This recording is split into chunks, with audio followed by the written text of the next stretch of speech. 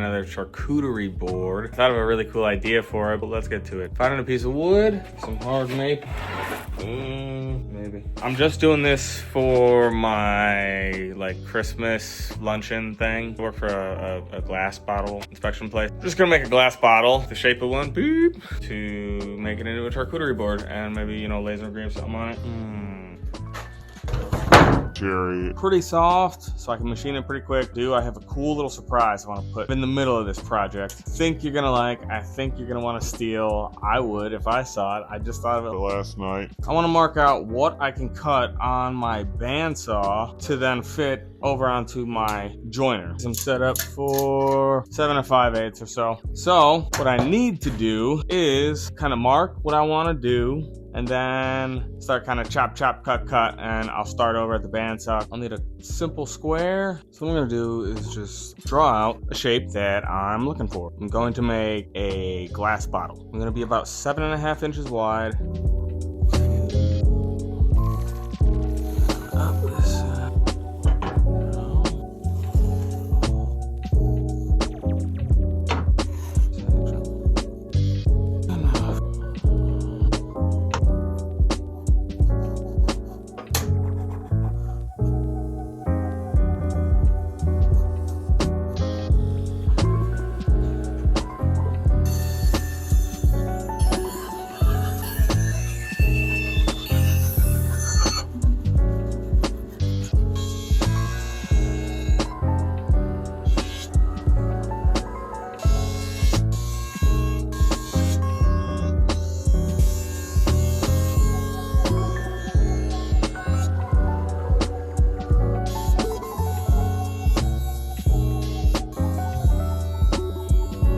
What we got so far is our first line that we drew, but it still have the radius in there, and this still has the radius in there, so it's pretty close.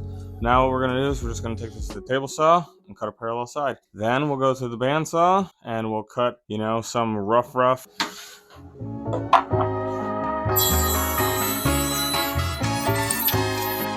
Give it to me.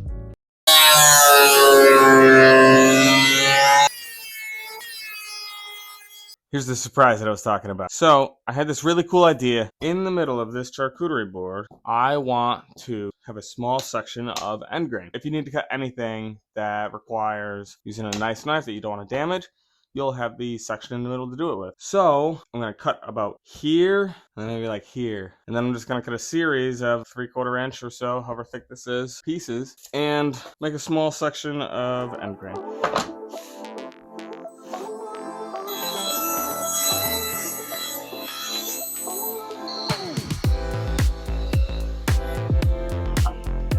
So now actually what I'll do is I'll set this up to be whatever that distance is that I need. And that way I'll narrow before the blade so that as I cut pieces off, they're not going to get pinched here. So I'll actually move back to about this.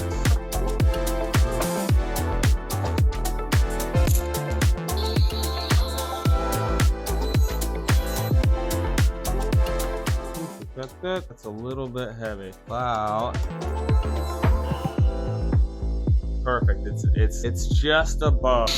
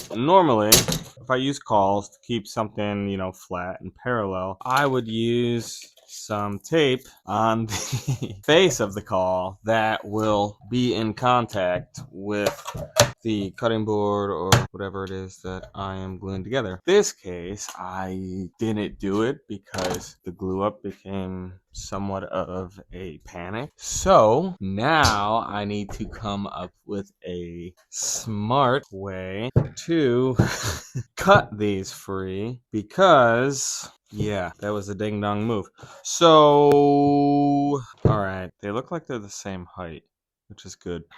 So if they're the same height, essentially I could probably just go to the bandsaw, but the blade is a little So what are we gonna do? Wish I just put tape on them because I go bang bang and it'd be done and we'd be moving on. Table saw. Yeah, let's do it at the table saw. It's gonna be the most steady. This is a pretty straight edge. All right, yeah, let's do that. Something like this. Hopefully this works good. I think it will. I think it's gonna work just fine as long as I keep steady pressure on it right before the blade. I think we should be okay. The only problem is that it's probably gonna want to tip a little bit, but I don't know. That feels pretty good. I'm gonna run with it. We're just doing it. We're just doing it, man. We're just doing it. All right. Dust collection, and then.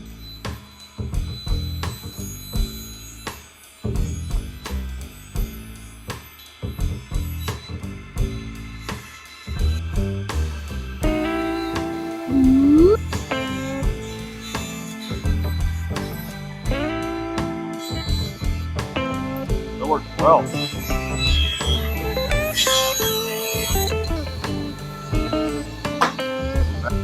So that worked out surprisingly well. I just set the blade a little bit higher than what I had these set at, and I just ran through the table saw. It's gonna work out really well. What I do have here is a little weeble wobble in this piece.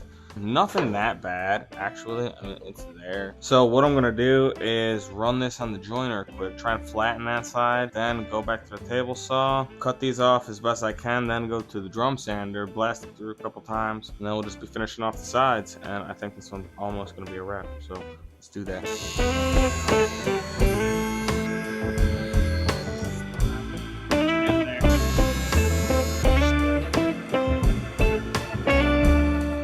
I'm gonna run this edge. It isn't perfect. A little bit off.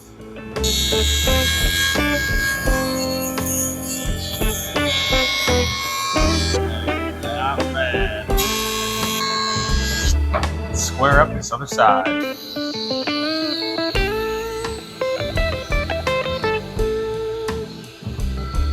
Get back.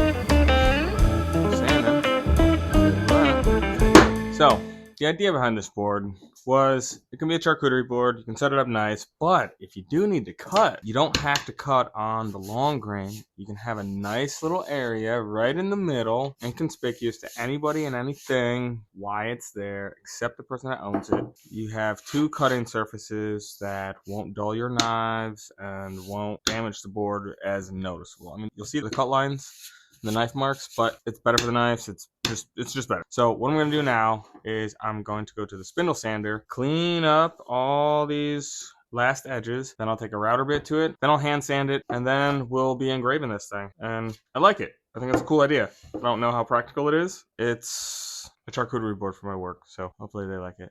It's that feeling that makes you want to.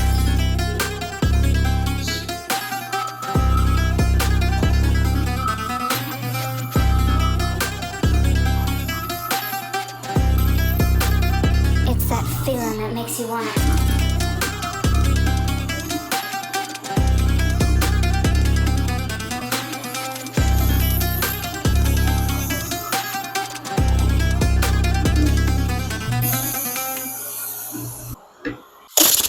With clamp glue, Boop, boop, boop, doo. That is not. Dip it. Oy, oy, oy, oy. So we're just gonna do like a little quarter-inch or so round over on the top and then on the bottom, and then all we have left to do is sand, and then we'll go in and do a little bit of laser work and be ready to finish. So always kind of want to start on the end grain.